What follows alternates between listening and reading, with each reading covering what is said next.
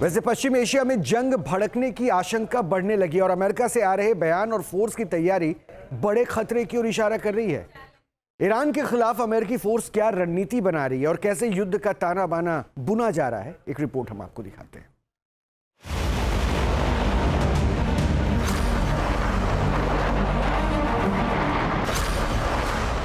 Iran के खिलाफ भीषण हमलों की तैयारी में अमेरिका।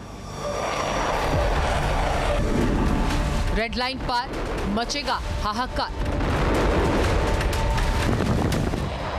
सीज फायर की डेडलाइन पर उलझन बरकरार, अब होगा सबसे बड़ा प्रहार। अमेरिकी फोर्स की हलचल बढ़ी, ईरान में होगी भारी तबाही।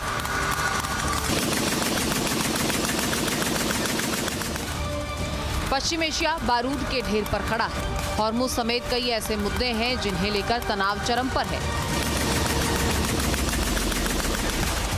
ईरान और अमेरिका के बीच चल रहा टकराव किसी भी वक्त बारूदी विस्फोट में बदल सकता है।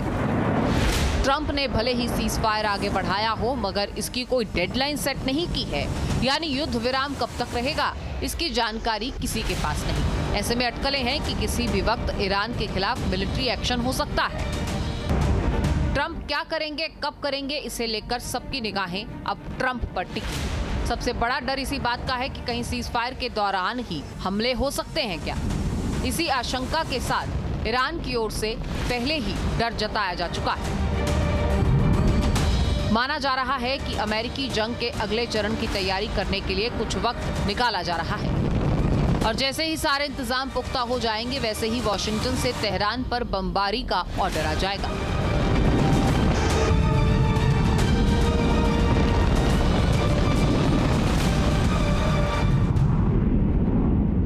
जंगी खतरे के बीच अमेरिकी सेंट्रल कमांड ने सोशल मीडिया पर एक पोस्ट भी शेयर किया।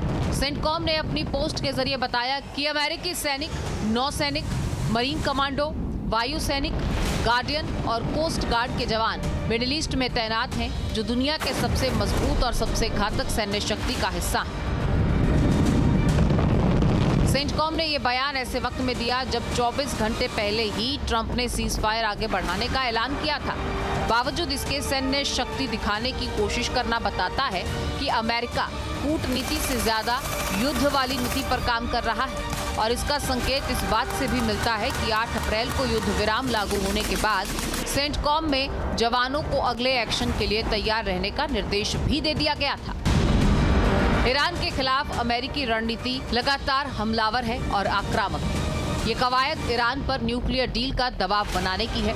हालांकि अमेरिकी कोशिशों का कोई फायदा अब तक हुआ नहीं है और जंग के अलावा ऐसे में कोई रास्ता निकलने की उम्मीद नहीं।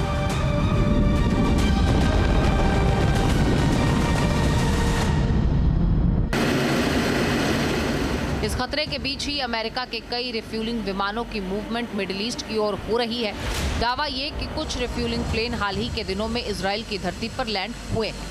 इससे ये संकेत मिलते हैं कि अमेरिकी एयरफोर्स एक बार फिर से बमबारी के लिए तैयारी कर रही है। हवा में ईंधन भरने वाले विमानों को फिर से पश्चिम एशिया की ओर भेजना इस बात की ओर इशारा करता है कि अमेरिका जल्द ही कुछ बड़ा एक्शन लेगा। फिलहाल अमेरिका ईरान पर दबाव बनाने की कोशिश कर रहा है। ऑपरेशन इकोनॉमिक फ्यूरी चलाया जा रहा है, यानी ईरान की अर्थव्यवस्था पर करारी चोट पहुंचाने की पूरी कोशिश हो रही है और साथ ही ये डर भी दिखाया गया है कि अगर अमेरिका की शर्तें नहीं मानी तो मिलिट्री एक्शन लिया जाएगा। अमेरिका ने 28 फरवरी को जिस मकसद से युद्ध शुरू किया था, वो 40 दिन बाद भी अधूरा रह गया। डिप्लोमेसी के जरिए विवाद सुलझाने की कोशिशें तो हुई, लेकिन वो भी पटरी से उतर चुकी हैं। अब बातचीत कब होगी, इसे लेकर कोई भी जानकारी नहीं। मगर ईरान ने जिस तरह से अपने तेवर दिखाए हैं, उससे कोई भी समाधान निकलने की उम्मीद भी कम है। ऐसे में जंग के अलावा कोई दूसरा रास्ता नहीं है। Team news nation. तो दुनिया की रगों में दौड़ने वाला तेल जिस रास्ते से गुजरता है, आज वहां मौत का जाल बिछा है। सैटेलाइट तस्वीरों ने एक ऐसा खुलासा किया है जिसे दुनिया भर में खलबली मची हुई है।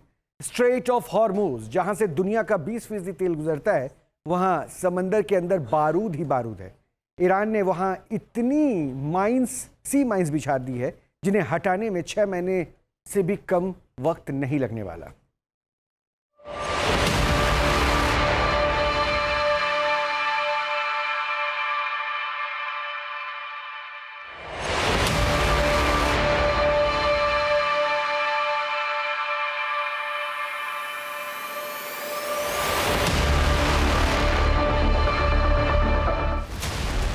क्या हॉर्मोज में ईरान ने बारूदी सुरंगों का जाल बिछा दिया है?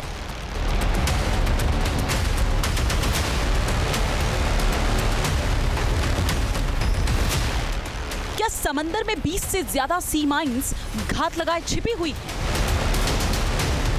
स्ट्रेट ऑफ हॉर्मोज ये सिर्फ एक समुद्री मार्ग नहीं बल्कि दुनिया की तेल सप्लाई की लाइफलाइन है। दुनिया का करीब 20% तेल इसी रास्ते से होकर गुजरता है।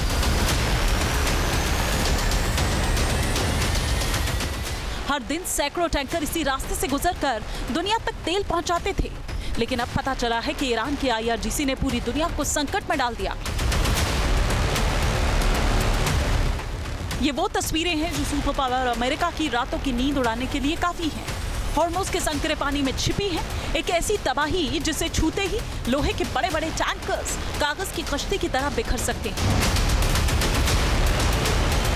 ताजा सैटेलाइट तस्वीरों में एक चौंकाने वाला खुलासा हुआ है। IRGC नेवी की 7 फास्ट अटैकर बोट करगान तख्त के पास देखी गई। ये सिर्फ मामूली गश्त नहीं है, इन नौकाओं का मिशन कहीं ज्यादा खतरनाक हो सकता है। इनमें से कई C-701 और C-704 जैसी घातक एंटीशिप मिसाइलों से लैस है।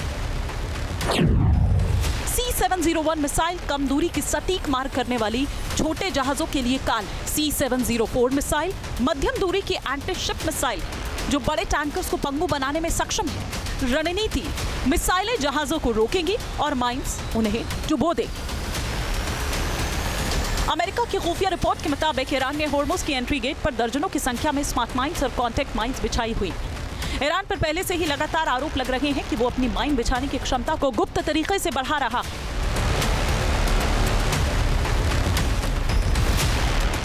कुछ सोशल मीडिया यूजर्स का दावा है कि सैटेलाइट तस्वीरों में ईरानी वॉरशिप हॉर्मोज के बीच से यात्रा करते हुए ईरानी तटरेखा की तरफ बढ़ते हुए दिखाई दे रहे हैं, जो बारूदी सुरंगें बिछा रहे हैं।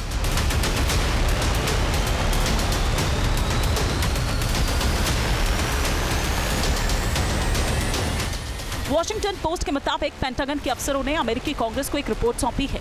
इस रिपोर्ट में बताया गया है कि ईरान ने हॉर्मोज में और उसके आसपास 20 या उससे ज्यादा सी माइंस बिछाई होंगी, जिनमें से कुछ को GPS का इस्तेमाल करके दूर से तैनात किया गया है, जिससे उनका पता लगाना काफी मुश्किल हो गया है। इस खुलासे के बाद से डेमोक्रेटिक और रिपब्लिकन दोनों ही सांसदों में निराशा फैल गई, क्योंकि इससे ये पता चला है कि इसका आर्थिक असर कितना पड़ेगा। तेल और गैस की बढ़ी कीमतें पूरी दुनिया को चपेट में ले लें और इसका असर साल के अंत तक जारी रह सकता है।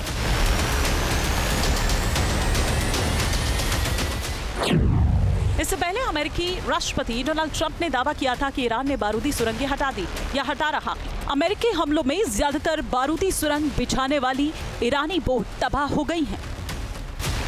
ईरान ने भी हॉर्मोज में बारूदी सुरंगें बिछाने से इनकार कर दिया था और इन आरोपों को अमेरिकी दुष्प्रचार बताया था। हालांकि ईरानी मीडिया ने बताया है कि IRGC ने इस क्षेत्र में सुरक्षित मार्ग के नक्शे जारी किए हैं।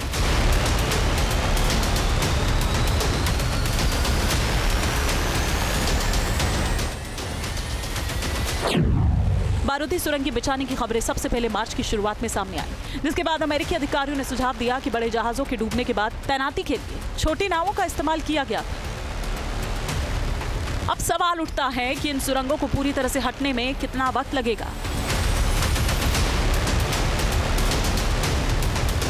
समुद्री बारूदी सुरंगों को ढूंढना घास के ढेर में सुई ढूंढने जैसा है। ईरान के पास आधुनिक इन्फ्लुएंस माइंस हैं जो जहाज की आवाज या उसके मैग्नेटिक फील्ड को पहचान कर फटती हैं। इन्हें हटाने के लिए रोबोटिक सबमर्सिबल और माइन स्वीपर्स की जरूरत होती है, जिसमें वक्त और जोखिम दोनों ज्यादा हैं।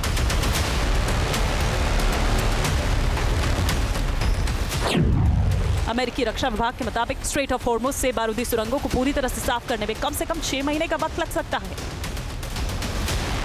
क्योंकि माइन क्लियरिंग कोई आसान काम नहीं। इसके लिए स्पेशल माइन स्वीपर जहाज, अंडर वाटर ड्रोन, ड्राइवर्स की टीम और हाईटेक सोनार सिस्टम की जरूरत होती है।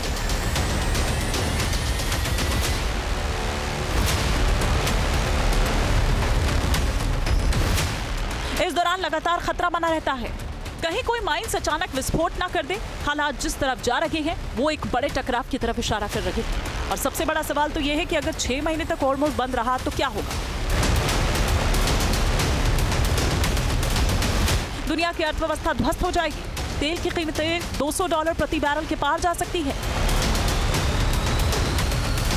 चीन और जापान जैसा देश जो अपनी तेल की जरूरतों के लिए इसी रास्ते पर निर्भर हैं, उनके लिए ये किसी ब्लैकआउट से कम नहीं होगा।